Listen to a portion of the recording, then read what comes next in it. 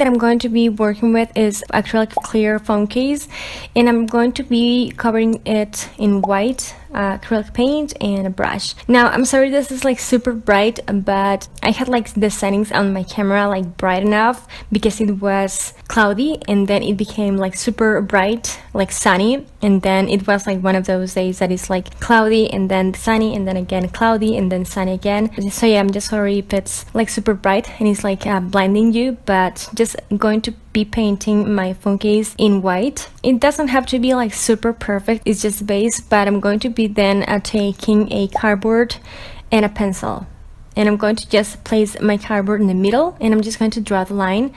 Then I'm going to be using red acrylic paint and a brush, and I'm just going to paint from that line and below. So I'm just going to be covering that space right there.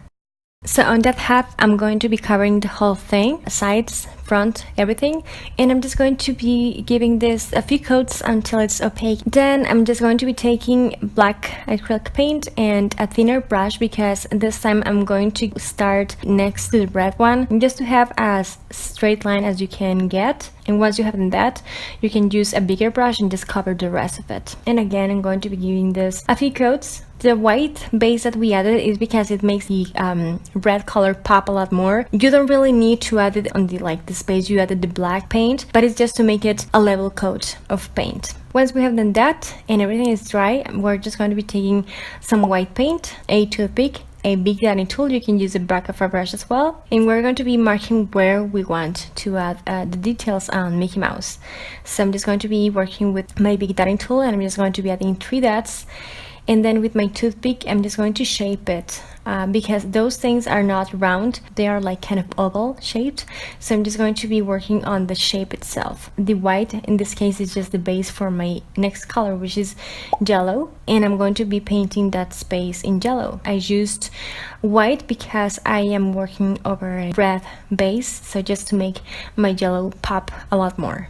Now this is the first time that I tried this design, and so I went with a Sharpie. First started with the thin part of the Sharpie, and then just went with the marker part. But when I tried to add the sealer on top, like the top coat, this happened. So just make sure you don't use a Sharpie for this. It's easier, but it's not gonna work. So I removed the whole design and started all over again. So for the second time, I decided to just use a toothpick and just mark with tiny dots all around it, if that makes any sense. So I would just have an easier way to just make the mark that I want to have, but this time going with my black acrylic paint.